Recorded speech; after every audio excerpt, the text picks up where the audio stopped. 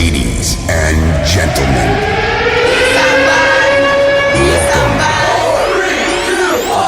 everybody wants the prize, but nobody wants to pay the price. Can they be pushed? Do they have a sense of urgency? Do they want to be great? And then, of course, you look at them and be like, yeah, right. Everybody wants to be on your team when you're on top.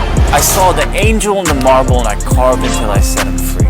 Go be somebody, bro. But the most important part of the Be Somebody journey is the resilience. Welcome to the Be Somebody Podcast, your real and raw destination for all things entrepreneurship, leadership, and culture, with your host, Kash Shaikh, and our CEO and founder of Be Somebody Inc. and BSB Group International, Kash Shaikh.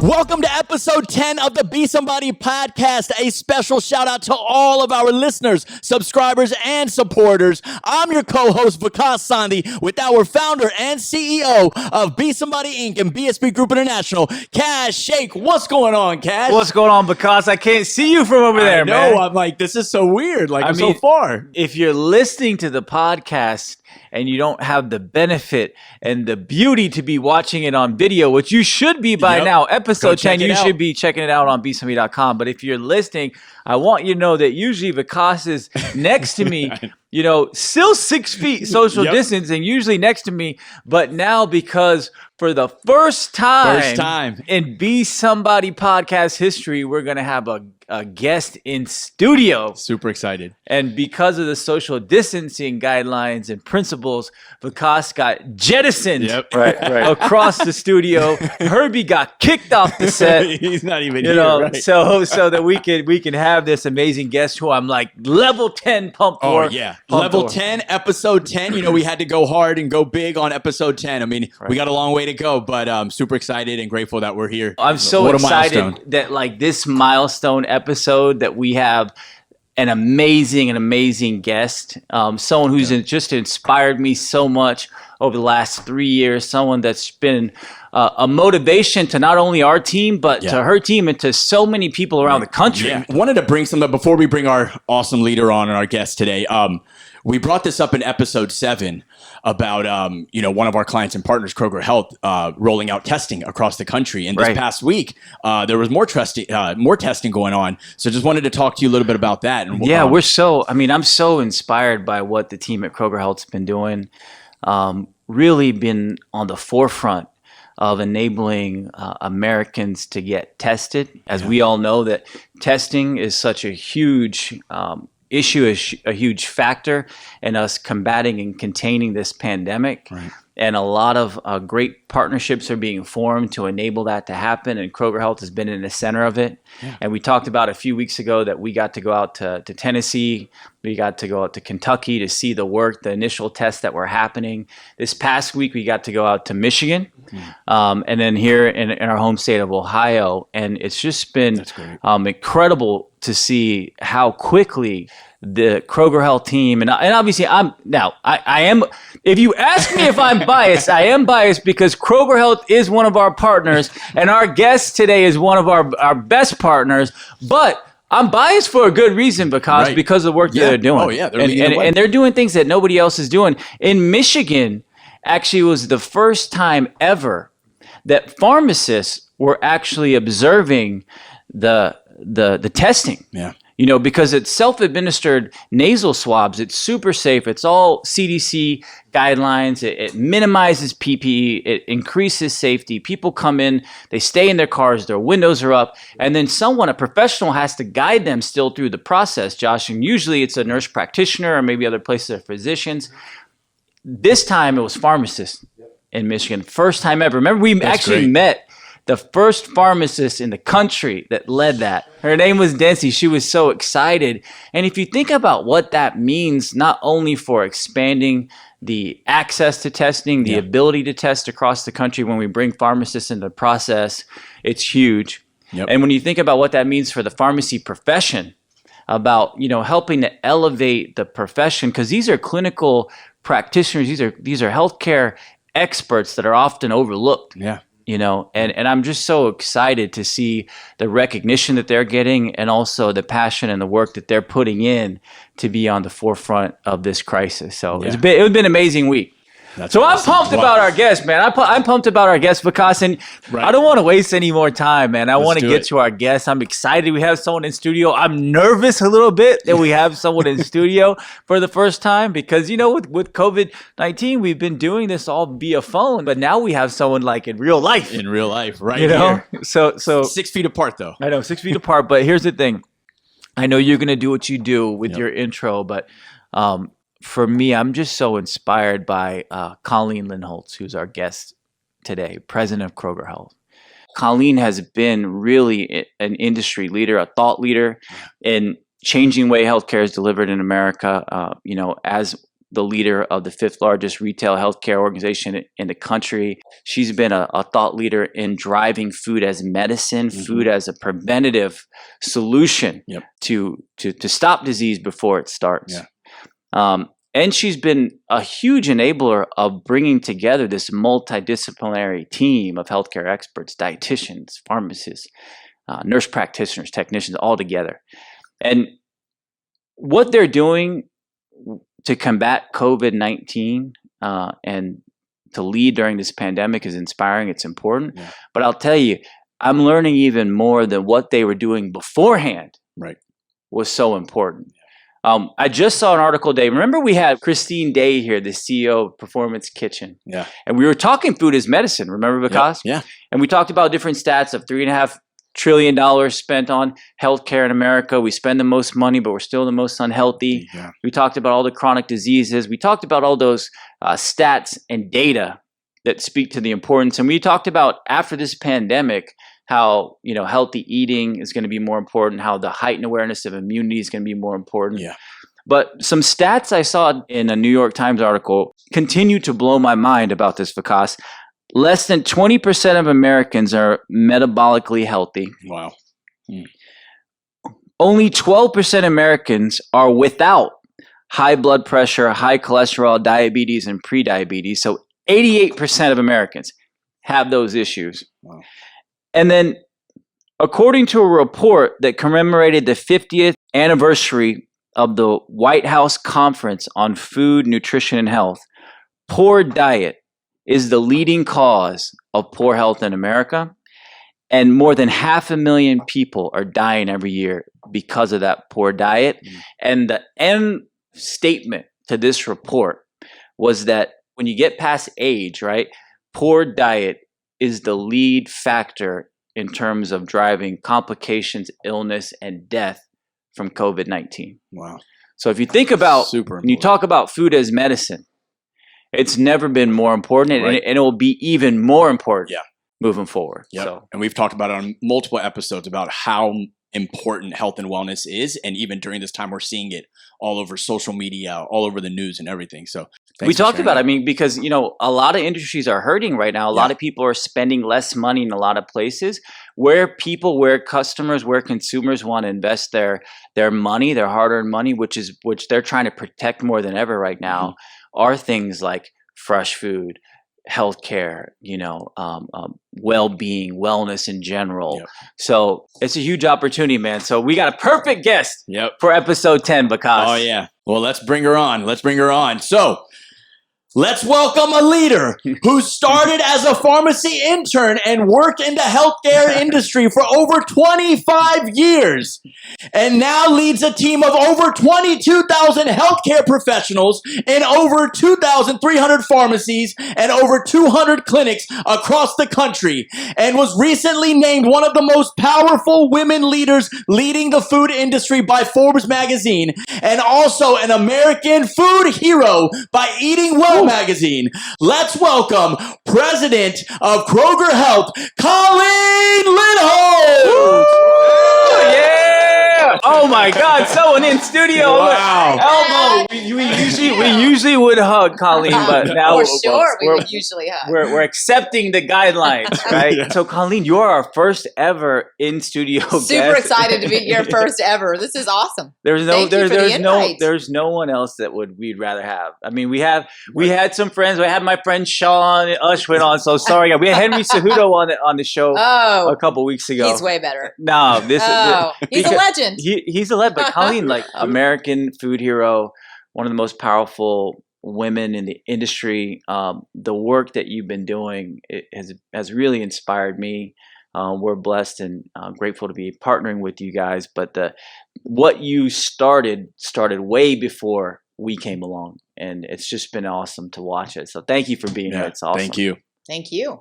So we wanted to talk about, Colleen, there's so much we can talk about. Because this could be like an hour and a half, 2 hours. And 3 because hours. like if we I have all night. You ready? if we forget that you're over there, because like don't take it personal. I'll do a little like Yeah, hey, clear guys. clear your throat. I wanted to jump in, Colleen, just to start with, because we talked about it the other day about all the work that's happening in the grocery side of Kroger. Obviously, Kroger, the largest grocery chain in America. And then also the healthcare side, which you oversee on Kroger Health, 22,000, as Vikas mentioned, 22,000 healthcare practitioners, professionals serving 14 million people every year across this country. And what you guys are doing together on the front lines of the front lines to serve Americans has been incredible. Can you talk a little bit about what it's been like leading during this pandemic? Yeah. So first of all, it's an honor to be given the opportunity to lead on the front lines of the front lines. I've been in the industry for 25 years, and I've never seen a time like we're seeing right now. I've never seen people come together like I'm seeing right now. And the collective efforts of the 460,000 people that work for the Kroger Company across the country has just been, anything but amazing. Amazing to see people being a part of something bigger than themselves, and how fast the Kroger Company has reacted to this crisis. And from the safety measures that we put in place quickly for our associates and for our customers. And every decision that we make, by the way, is grounded in our values and our purpose. And I think we talk a lot about purpose, right, Kash?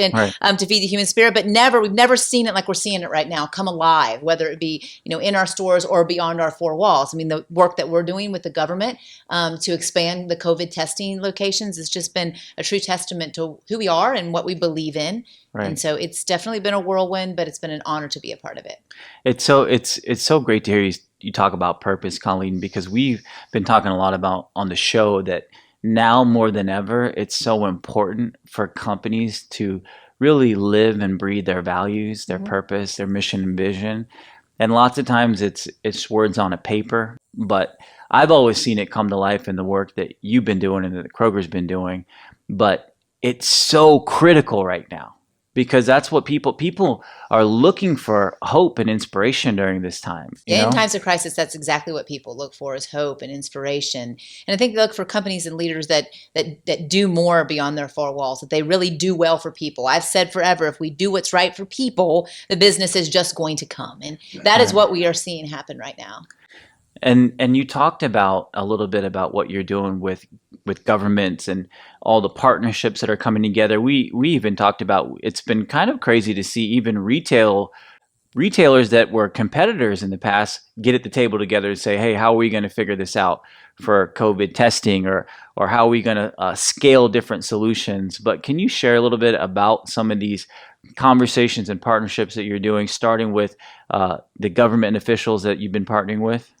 Yeah, so it started with the state of Kentucky and the partnership we've had with Governor Beshear and his team, and then it's expanded to multiple states. So we're really excited to announce that we'll expand. We're going to double the number of states that we're actually doing the COVID testing in.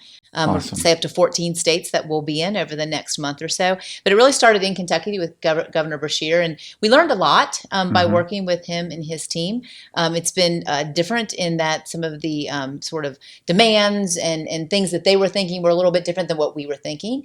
But what I've learned here is by partnering and really looking at data, looking at the hot spots, and then being willing to give a little bit, which we have. It's been awesome. So it took us a few weeks to get there, but I'm really excited when we announced that on Easter Sunday on the partnership with the first state. We've also been partnering close with HHS, so that's Health and Human Services, in ways that we never have before. And that partnership really started when Rodney McMullen, our CEO, was able to speak to President Trump at the White House and said that, hey, he was committed to helping be a part of the solution for testing across the entire nation. So that's how we got hooked up with some of the people at HHS. And now we have an ongoing conversation on what they need, where they need it, and basically how we can help partner with them. How has it been that now the everyday kind of work for the Kroger company, whether it's putting food on the shelves or filling prescriptions or now helping people get tested, is so front and center and the most important conversations and most important meeting rooms in America. We're talking about the White House, Yes. Yes. We're talking about governors across states. I mean, yes. To me, I've always believed and known the work that you all do is important, but it's never felt so big and impactful as it is today. Yeah, and that grocery associates are essential workers. And that's been really important. That's been part of what Rodney's mission has been, to get the governors in the various states or at the federal level to say, hey, the grocery workers are essential workers, and they deserve the same type of treatment, whether that be the different priority levels for getting tested and being really prioritized to test, or access to the essential PPE, or the personal protective equipment that needs to be worn in order to, keep them safe while they're on the front lines of putting the groceries on the shelf each and every day. Right. And you're somebody that's always been, even as you've advanced in the company at the level that you are, the president of Kroger Health, whenever we see you, like Colleen's always in the stores, you're always talking to everybody, whether it's a produce manager, whether it's the front cashier, whether it's someone in the pharmacist, that's always been part of who you are, is getting out and meeting with these people and connecting with your team. I mean, so I'm sure it's much bigger for you to make sure they're protected. It's a deeper. Oh, absolutely. issue. It's family. It's like family. And, we cannot do what we want to do without the 460,000 people we have out there. So it doesn't matter what level of job that you have at Kroger. I'm really proud that I am led by a CEO like Rodney, who feels like that too, very connected to our associates. And the number one thing he asked me when I called him and asked him about the testing and we wanted to move forward, he said, I have to know that our associates are going to be protected. I have to know that the safety is number one. And I assured him that we would have more volunteers amongst our nurse practitioners and our pharmacists than we actually needed. And that is what's come to fruition today. And it's just wonderful to see the sort of outpouring of I'll do whatever. I'll go to another state if you need me to, Colleen. So our healthcare professionals are proud. Very proud and humbled to be able to have this opportunity. Me as a healthcare professional, I've spent 25 years in the profession, and we really long for days like this. We long for days where we say, hey, we can do something that's just extremely important that may never come again in our lifetimes. I hope that this kind of crisis doesn't come again in our lifetime, but when it does, we know that when we're able to help, it's just a feeling like, I don't know, nothing else. So I'm proud of our people. I'm proud of what we're doing, and I know that our company is making a difference. Right. The visual I get in my head when you say that, Colleen, is, you talk about first responders or firefighters like running into the fire. Yep. And I feel like that's what the team's been doing. Yes, absolutely. It's again and again and each and every day, even our manufacturing plants and our distribution centers and just the people that, aren't really at the forefront. You don't necessarily see them. I mean, they've been working around the clock, 24 hours a day to get the needed essentials, food, medications, drugs, those types of things to our stores. And you know what? I didn't tell you yet. I actually texted Rodney last night. You did? I texted Rodney last night because I sent him a picture of one of the pictures that I had shared with you of the folks out on the front lines. And I just was like, I just want you to know, like, I'm truly inspired by the Kroger company and the people out there. And he responded and he said, it's so true. Our people make all the difference. Like the Kroger people, the Kroger family is amazing. Well, the fact that he responded to me, I was going to tell you, it's amazing too, because yes, and I said, I'm he's sorry a wonderful man. He believes. And I think that's something really important too. When you go to do something, whether it be a job or a role or a task, or you take something on, when you truly believe in what you're doing, which we believe in what we're doing, it makes all the difference versus having to be forced to do something. We've not been forced to do any of this. And Kroger has gone to all measures to ensure the safety of the public, the safety of our associates, and to do whatever we can to be part of the country, getting back to work. Love it what the company's recently done with the blueprint. Let's get America back to work. And the Kroger company said, hey, let's share everything that we've learned and everything that we've put together. Right. And let's allow small businesses and those that may have not had the opportunity or the money to do it, let's share it with them. And I'm really excited that this blueprint, that expansion of our COVID testing sites, we're going to be part of the blueprint also. We're moving to procuring tests that are going to be at home, approved by the FDA for at-home testing. Awesome. For COVID. And what we are going to do, the Kroger company is we're going to offer solutions for small businesses and businesses to get their employees back, to make the employees feel, good about, hey, I don't have the virus. I can go to work. And so we're going to be offering that as a solution for the small businesses. And I'm just really proud of that. Yeah. We've got a lot of great partners, a lot of great companies that we already work with, but that's going to be a part of getting America back to work. And I'm really proud that the pharmacy profession is putting itself in a different position. So when Secretary Azar came out with that announcement for the expansion of scope of pharmacists to allow them to order the test and perform the test, whether that be an observation like what's happening right now with the self swabs, or an observation via like a virtual telehealth visit, which will happen with the next round of tests, or the antibody tests that will come. It's really important to the profession of pharmacy. The country has more pharmacists, and there are more pharmacies on every corner than there are any doctor's offices or hospitals or anything like that. Wow. So we've always said it will be the nation's pharmacist when the country gets in a bind that will help save it. And it's coming to fruition today. Really proud of our pharmacists for saying, hey, I committed my life to the service of all humankind. No matter what, we're going to put patient safety first, and we are going to change as the profession changes. And that's exactly what's happening today. The profession is changing, allowing us to do more, and the pharmacists are stepping to the forefront. And it's an important part at Kroger because of the strategy that we built. And Kash, you and your team have been a huge part of us building our strategy. And one of the deliberate decisions that we made was that we were going to practice at the top of our licenses. Right. We were not going to back down. We were going to make it mandatory for the people that worked at Kroger. And here we are today. And that's why we're able to execute so fast. Is we've laid that really critical foundation. I think that's a great point. I mean, I didn't think about it beforehand, and I should have. We always say pharmacy is much more than putting pills in a bottle. But do you believe that training that you've been doing for the last couple of years to get people ready to practice more clinically at the top of their licenses has prepared them for this type of effort? Yes, absolutely. The training, the foundation that we have built have given them the confidence and the ongoing training. Of course, the pharmacists that just got out of school between over the last 5 years are very much more equipped than those like myself that got out of school 25 years ago. Right. But we have given our pharmacists opportunities, trained them appropriately, brought them along the journey with us, and most importantly, taught them that those types of interactions are why you went to school. Those kind of interactions with people keep you coming back every day. Those type of interactions are what make differences in people's lives, not just putting the pills in the bottle. Right. So we've moved beyond that, and that's why I feel that we are going to change the way that healthcare is delivered in this country, because we have the right people in place to do it. We have the multidisciplinary team approach, and we have the intersection between food and medicine. Right. And there's no better place to be than right there. Vikas had mentioned, Vikas, and we're going to let you jump in eventually, Vikas. I mean, just try to yell. I'm not stopping the flow. Just jump in if you need to, Vikas. Yeah. But, what we had talked about was how much innovation has been occurring due to, in some cases, like desperation, but also just the massive need for speed and for solutions. If we think about some of the things that you and your team have stood up so quickly, it's been pretty remarkable. We've truly moved at a pace that matters. The whole company is moving at a pace that matters. I believe it's a lot about narrowing our focus and getting very keenly focused on, the main 2 or 3 or 4 things that we have to get out.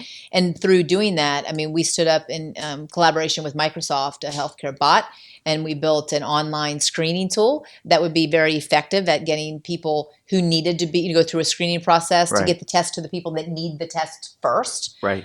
We've launched a telehealth platform that had been in pilot for a couple of years, but managed to do that within a week. Right. A week's amount of time. Yeah. And then we stood up something too that's really important actually to me because of the food as medicine strategy, is we were able, in collaboration with all merchandising departments and the rest of the company, get the healthy boxes and stood up in the e-commerce platform where we could ship direct to home those that have been quarantined by COVID in their homes and don't have access to food. We partnered with a couple of the large payers in the country to be able to get boxes to their homes quickly. People typically say, like, the big companies. I mean, Kroger's 16th, 17th largest company in America, 500,000 employees, $120 billion company. Like, typically people assume that those companies are slow and that, they need partners, whether it's agencies or consultancies or startups, whatever, around them to help them move fast. Yeah. Yep. And I was telling my team, like, we're supposed to be the cheetah. We are a 20-person company. We're supposed to be the cheetah. And Kroger is supposed to be the armadillo. Like, it's supposed to be like the slow, like, armadillo, really. But the armadillo is moving as fast as the cheetah and maybe faster recently. And I'm like, guys, you should be a little bit worried about this because, if the Kroger company and big companies like this could always move at that speed, honestly, then they become unstoppable, or it's like the elephant stampede. It's not armadillo anymore. It's like the big elephant stampeding down. Yeah. But I think what you said is so powerful about when the company decides to focus. Yes. That's when it becomes able to move that fast. Yeah, just like Kash, you and I have talked about this. When we decide that we're not going to settle, everything changes. Right. And that's exactly what's happened very recently. We decided, hey, we're not going to settle. We're going to get out in front of this. We are going to do this COVID testing. We have to have a tool so that people can go online and register, and we made it happen. And very quickly. But I do need to point out that we've had partners along the way. Right. I mean, your company has been tremendous in helping us gain speed and get to where we need to go. And along with people like Microsoft that helped us get the bot built and the screening tool and all of that built very quickly. So it's not been just us. But I agree with you. When we decide we're going to do something and we say we're not going to settle, our whole world changes. And that's what's happened over the past month or so at Kroger. One thing that you said that about not settling from the company perspective, it really feels like, a huge part of who you are. You never settle. And I know it's not easy. And I know that sometimes you got to, deal with a lot to get to where you want to go, which is help people. Why do you want to keep pushing? I want to keep pushing because I believe that things can be different. I believe in a better world. I believe in not backing down. And food as medicine is something that I've been pushing actually since 2008. I know that sounds kind of crazy because 2008 is when I went through the management training program and stepped away from my pharmacist role on purpose. And the reason that I did that was to learn the rest of the store. As a pharmacist, I would stand at the counter and see people diagnosed with diseases and look back at the shelves and say, but Colleen, what do I do about this? Can you help me with how I eat? Can you help me with how I cook? I have a family of 4. Now I need to change my diet. Like, what do I do? And so I did it a long time ago on purpose to learn the rest of the store and to get kind of to where I am today. And that was just having the honor to be able to lead this. But, it's a lot about commitment. It's a lot about where you come from, who you are, your purpose in life in general. And I know why I'm put on this earth, and I'm not going to stop pushing for change. And I think there's a lot of change that needs to happen in our country, and I believe in it. So commitment. When you commit yourself to something and you say, I'm going to go do this no matter who pushes back, and in the when there's adversity and doubters all around you, you just have to stay persistent. I mean, you talk about resilience, you talk about persistence, you talk about, getting people around you that believe, because there's a lot of unbelievers, but we believe that we can change the way America eats. We believe that we can be a part of the solution for the country, what healthcare would call the triple aim, which is access, affordability, and quality of care. And so I guess it's because I believe so much that I'm not going to give up. And I'm going to do all I can to do what's right for people, to help people live healthier lives, which is our vision statement, which I believe is what we're doing each and every day with the decisions that we make. But what do you do in a corporate environment when you're pushing something that you believe? And it's pure because you believe in it. You really want to help people, but you get met by roadblocks or barriers. How can you adjust? Even if I look at my own corporate career, there was a lot of things I believed that I wasn't successful pushing through because I met roadblocks and I didn't know how to handle it at the time. And I go back and now think, well, what would I have done differently? But, what is your kind of guidance or advice to folks on how to continue to push that boulder up the mountain?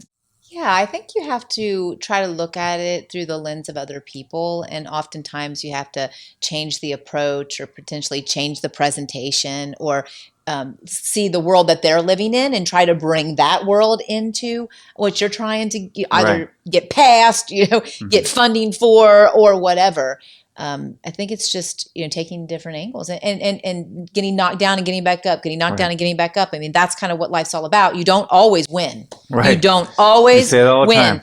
But all I know is I'm not going to give up on some things until people see it. The angel and the marble. Right. Kash, that's what you've taught me, right? You keep carving it out until people see it and say, wow, that's a huge opportunity. And not just for the Kroger company. I'm proud to work for Kroger.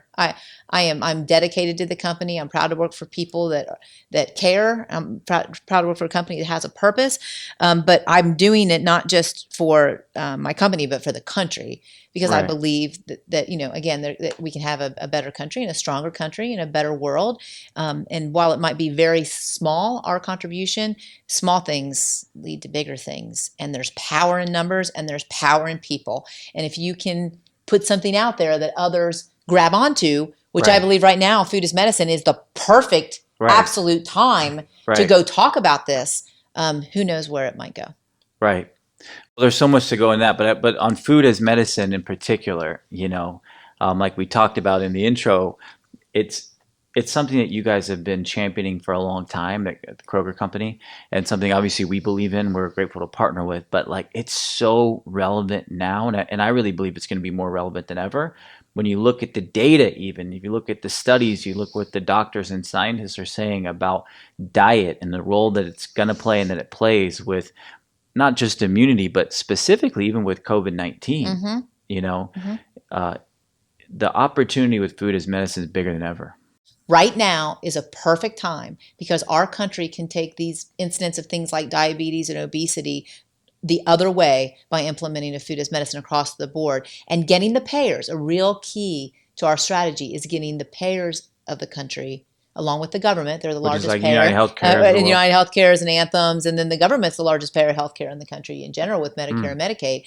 Getting them to actually pay for food and be more in the prevention space versus right now we're in the let's pay for it after everybody's really sick space. We need to be more in the prevention space. And there's many studies out there right now proving that when you pay for healthier foods and you get that on the tables across America, that will mean better outcomes for years. Well, Kash, you want something? What are you trying to jump in? I actually have a question more for both of you. Obviously, Colleen, you're our client and partner, but you all have a very awesome and unique relationship because it goes beyond just the professional side of working together. Yes. It goes, about building trust and having that line of communication, to always be there for each other to be able to do the great work that is necessary. So just wanted to talk, how do you do that? How what does it take to build that trust to go beyond just that, the professional client partnership? This is deep. Yeah. Ooh. I'm more philosophical. Well, I want to be around people that make me better. And Kash, when I first met him, I knew that he had a special talent, something that I did not have, but something that I needed. And as a leader, we should know that we never know it all. And we always want to surround ourselves with people that are better than us and that think differently than us. But at the same time, respect us. Right. And I think that's what I have admired in Kash ever since I first started down the path with him is his vision, his talent, and the things that I knew he would make my team better. And so I don't know about you, how you feel about that. Yeah, but no. I mean, you have definitely made me better as a leader, which I greatly appreciate it. And for sure, Kroger Health better. Oh, thank you so much. And I appreciate it. And I've learned so much from you and so much from the team and just so much about what I didn't know, and that it inspired me to go learn more. I remember coming back from meetings and, whether it's about the pharmacy profession or whether it's about strategy, and coming back and like, man, I should have known that. And I never want to not know that again, and I would go study it up so I could be better and try to help the team. But for me, I think, Vikas, with that question, which I think is a great question, and Colleen and I have talked about it a lot, almost even recently, like it's tough to be, great professional partners and also, have a caring friendship and relationship, because like, where do you kind of draw the different lines and you're trying to push. And, I always say, like, on the business side, if we're not performing, like, I want you to hold us accountable. And I never want people to think that great work doesn't matter, because it does. And speed matters. Yeah. And value matters. And we always say we want to be better, cheaper, faster, all that. And that matters. But you have to, like, believe in people, and you got to trust people. Trust.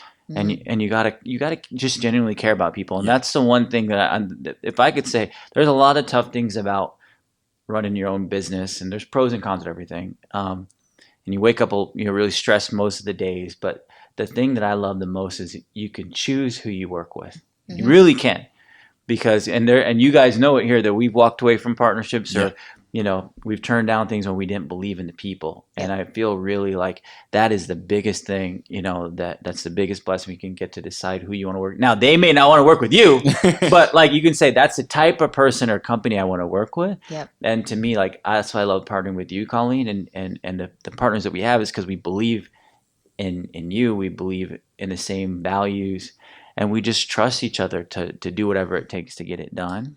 Yeah, and what I've liked about our partnership is as we have grown to know each other and our each other's companies, we will take you and your team into a meeting with us, and we will call you Kroger, and we will speak as if it's we and it's not them and us. I mean, and that's when you really know that you have something special. Right. And I have told people that you can talk about our strategy and where we want to go better than a lot of people that on my own team, and that's crazy, right? That's crazy, but that's what I admire in you and your commitment. And you know what? It comes out and it is revealed in your people.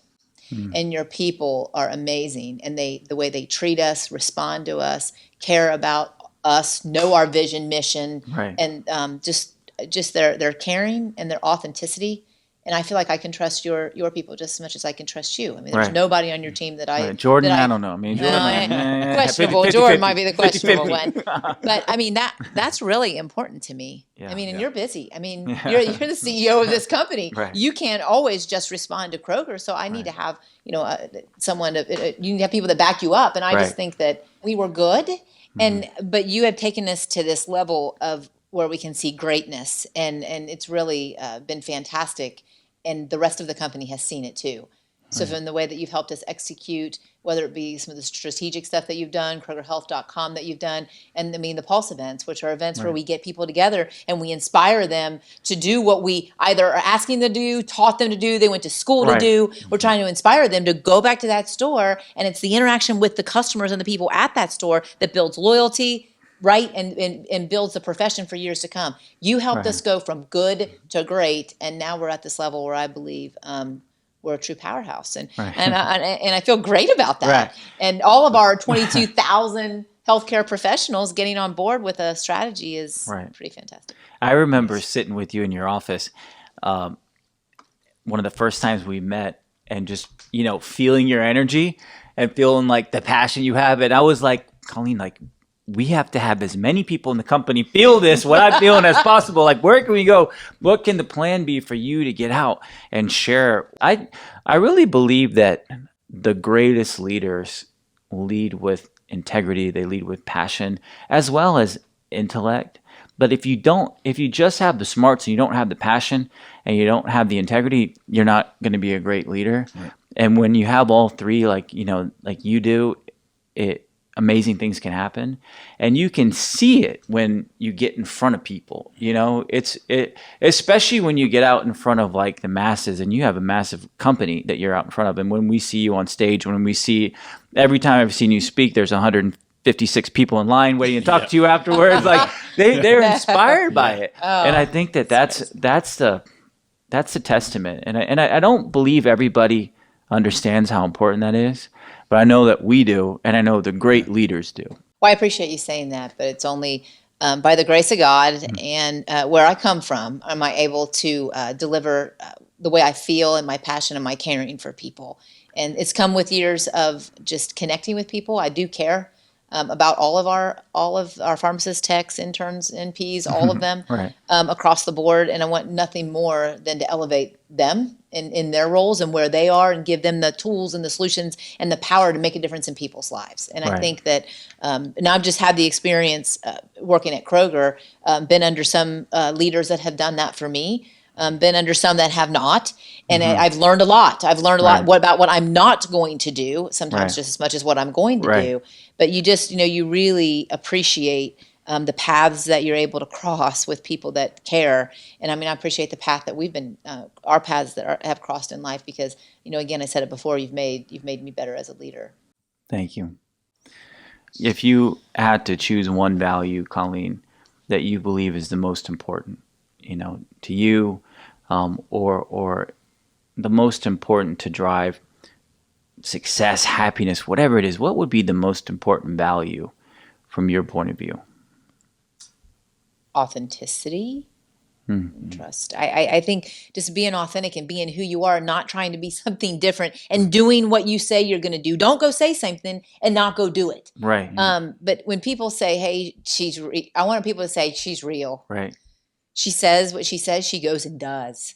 Right. And then, I mean, I always put all this authenticity and trust up there. I mean, the whole value of, with my team, I tell them, if I cannot trust you, Right. We say it does not matter. It does not matter how smart you are. It does not matter how many letters you have behind your name. I'm dealing with a lot of healthcare professionals. Right. Got 16 and 17 different certifications. It doesn't matter what your experience is. It doesn't matter to me. It does not matter. What matters is that I can trust you. Right. What's our one rule, Vikas? Don't what? Don't lie. Don't lie. But we have one rule at our company. We literally have one thing that's instant termination. It's don't lie. Yeah.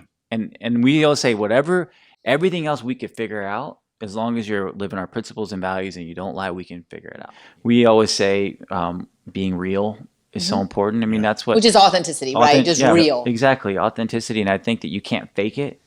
You can't fake it. Like if you're real, people know it, and you don't have to put on an act. And sometimes we kind of like level up or level down our realness. I remember like one time we were talking and you're like, hey, you're a lot more calm in the meetings than you are on your videos at times. And we talked about how sometimes we level up and level down. Right, and I've seen you go level 10 intensity and then, bring it down at times. Bring it down a little bit. But we're always real, and I think that people do connect with that. I really believe people connect with that. Yeah.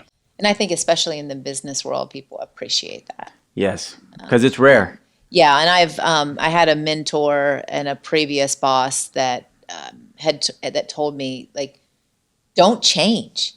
Don't try to change and conform and be like the others. You're being put in this spot to do things differently, to be it differently, be yourself. We need different. Right. And once he told me that, I thought, man, I'm ready to go. I stepped out of being a pharmacist for the company and went into something that I had zero experience in, and that was running the nursing profession. And so why would you ask me, to run the nursing profession? And that particular individual, which I respect him, Mike Stahl, which was the previous CEO and president of the Little Clinic and previously with the Kroger Company for many years in the HR and Human Resources Department. But when he said, don't change, don't try to conform, be yourself, that's why we're putting you in this spot, I don't know, it was huge for me. And so that I could be me. Right. Which I've had, previous experiences where I've been told, hey, you need to settle down a little bit. You're a little bit too much. Maybe you just need to be more like so-and-so. And, and sometimes inside of a big company of corporate America, you kind of think, well, maybe I need to mold and conform and be like others. But, and I don't mean by that, by pushback on everything. And I don't mean, going rogue and doing my own thing. That's not what I mean. But when you believe in something and you have a passion for people, a passion for results, a passion for doing something different, don't back down. And so I appreciate Mike more than he'll ever know. And I often reach out to him and let him know kind of how we're doing. He's somebody that's very authentic in that he follows us and he sends me notes every now and then and wants us to, succeed and be more and better than when he was there. And I think that's something that That's we all awesome. have to understand as leaders is helping the next one in line. Right. And that's what I'm trying to do right now is help the next one in line. There's lots of people that can be in my job and do my role at Kroger. And I'm just trying to prepare them for when that they get here, that they can take over the role and take the company to the next level. Because I think that we as leaders, that's what we need to do in our positions, right? So, Right. Once you achieve a certain level, it's how do you help others be great? Yes, helping others be great. Right. Yeah, that's what leadership's all about. Right. Right. Rodney always says, you need to be uncomfortable all of the time, Colleen. Not just some of the time. Like, are you uncomfortable every day? That's a question, right? Yeah. Wow. I mean, Yeah. to put yourself in a place of, hey, I'm uncomfortable. I try my hardest to continually be in uncomfortable mode to make not only myself better, but our company better. I think it's so important. I mean, I will say, if you're not uncomfortable, it's not a big enough idea. Yep. Yes. You got to keep pushing until you start feeling that little bit of anxiety, that uncomfort, like to almost wonder if it's going to work or not. Can this really happen? And then, is this possible? Yep. Right. But don't be uncomfortable like you were at that Louisville event, because when the whole screen went out, bring that up. when Colleen was talking, and I was like, please, God, don't make Colleen, let Colleen not turn around right now. Or I was like, Jesus, strike me down. I don't want to be here anymore. But you know what I remember about the Louisville event? What? Not that happening, and you're blaming it on Vikas, but it wasn't Vikas's fault. Oh, yes, But at the Louisville Pulse meeting, I remember the store manager that stood up in the middle of me talking about food as medicine when I said, hey, I don't necessarily have enough time to get into all of this, but we're gonna tell you about it later. Right. He stood up in the middle of that crowd with 200 people there and said, we want to hear more about it. Right. I want to hear more about it. Right. This is great for my customer. This is great for us here in District D. District D wants to hear more about it. I mean, that's what I remember. And That's amazing. That's what's the great thing about people and the great thing about inspiring people. Right. And that store manager, I guarantee you, will grasp on to anything Right. that we launch with food as medicine. And the most important piece is deliver the message to his customers. Right. So And that's those- what I remember about Louisville. Yeah. All right, Vikas. Vikas. Well, thank you, Colleen, for joining us today. We know you're super busy being on the front lines of the front lines, and coming out here and spending some time with us and sharing your story and what you all are doing is super important for everyone to know and super powerful. And we really respect that and are grateful to be here, along the way. So thank you very much for joining Colleen. us today. And thank you for being such a great partner, great friend. I just can't wait to see what we're going to keep doing with the rest of the team. Make sure Vikas gets all those Louisville events right in the future, but it's going to be awesome. So thank you for taking the time to be with us today. It's truly my pleasure. Thank you.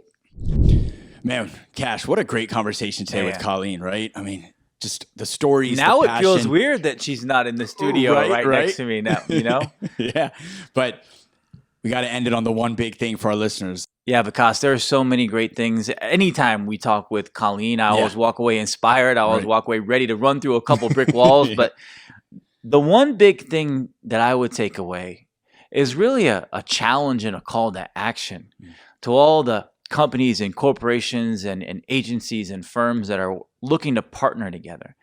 Because great partnership goes way beyond the 9 to 5. Right.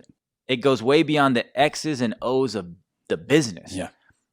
It really has to seep deep into values and shared principles and trust and friendship, and I've noticed that sometimes companies or people that are on the outside, they're like, wait, why are they working together?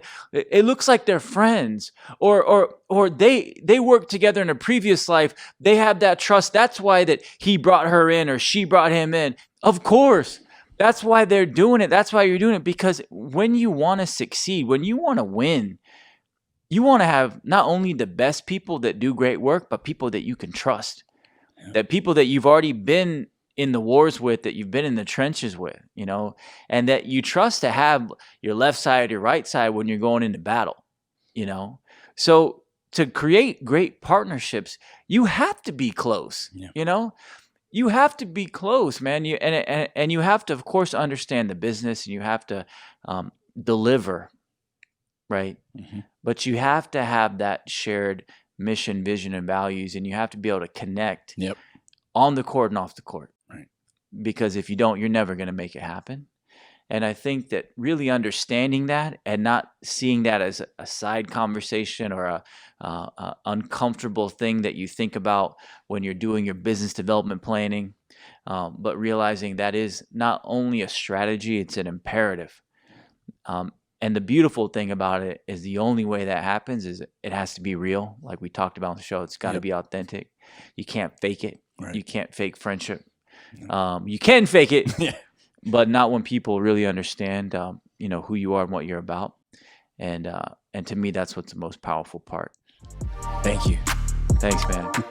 Another one down. Episode 10, man. It. 10 episodes, Vikas. I can't believe you put up with me for 10 shows. Let's keep going. We got to get to 100 real quick. Thank you, Colleen, for being here with us today on the Be Somebody Podcast. And thank you to all of our listeners for listening to episode 10 of the Be Somebody Podcast. Don't forget to check out all of our audio and video episodes at besomebody.com. Don't forget to subscribe on Apple Podcasts, Spotify, and all of the major podcast streaming apps. We out. You.